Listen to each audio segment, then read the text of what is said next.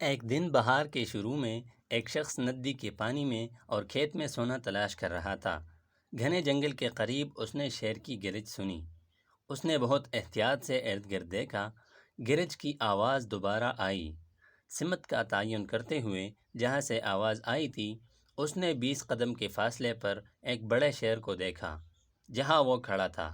آدمی نہ شکاری تھا اور نہ ہی اس کا ارادہ درندے کو مارنے کا تھا، لیکن اگر وہ اس پر حملہ نہ کرے۔ اس نے جنگل میں کافی سال گزارے تھے اور وہ جانتا تھا کہ شیر خونخوار درندہ ہوتا ہے۔ وہ اس خطرناک صورتحال سے نکلنے کی کوشش کر رہا تھا۔ شیر اس کی طرف بڑھا، تب اس نے دھیمی آواز میں کراہنا شروع کر دیا۔ آدمی نے دیکھا شیر کا پچھلا پنجہ ایک پھندے میں پھنسا ہوا تھا۔ آدمی نے پھندے میں پھنسے درندے کی جانب بڑھنا شروع کر دیا، جو کہ آدمی کے قریب آنے پر ڈرا ہوا دکھائی دے رہا تھا، اور جلدی سے وہ اتنا پیچھے ہٹ گیا جتنے کہ پھندے کی زنجیر نے اسے جانے دیا۔ آدمی نے دیکھا کہ یہ شیرنی تھی۔ اس کے تھنوں میں دودھ بھرا ہوا تھا اور اس کی جسمانی حالت اچھی تھی۔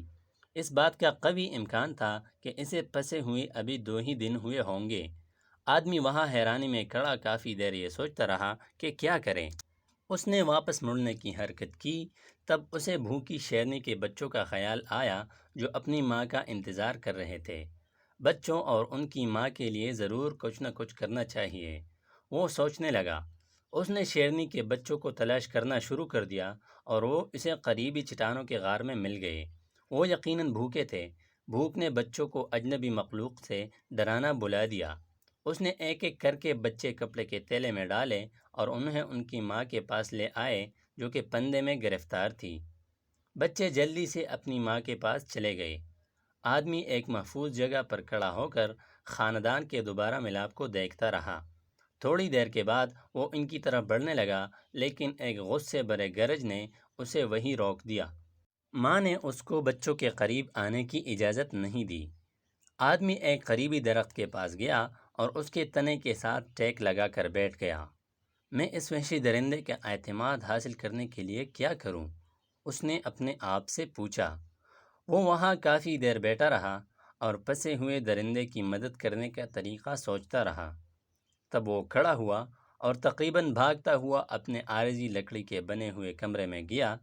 تھوڑی دیر بعد وہ ہاتھ میں گوشت کا ٹکڑا لیے واپس آ گیا۔ اس نے گوشت کا ٹکڑا شیرنی کی طرف پھینکا۔ شیرنی نے تھوڑی سی ہچکچاہٹ کے بعد کھانے کا تحفہ قبول کیا اور اسے کھا لیا۔ چاروں بچے جن کی بھوک مٹ چکی تھی آدمی کے پاس آئے اور اس کے پاس دوڑنے، اچھلنے، کودنے لگے۔ ایسا معلوم ہوتا تھا کہ انہیں آدمی پر پورا اعتماد ہو گیا ہے۔ اگلے چند روز تک آدمی شیرنی کو دن میں 2 مرتبہ خوراک دیتا رہا۔ ہر مرتبہ جب وہ گوشت کا ٹکڑا دیتا وہ بچوں اور ان کی ماں کے اور زیادہ قریب چلا جاتا۔ 5ویں دن جب شیرنی گوشت کا ٹکڑا کھا رہی تھی آدمی اس کے قریب آ کر بیٹھ گیا۔ در حقیقت وہ شیرنی کے اس قدر قریب آ چکا تھا کہ وہ اس پر حملہ بھی کر سکتی تھی اگر وہ ایسا چاہتی۔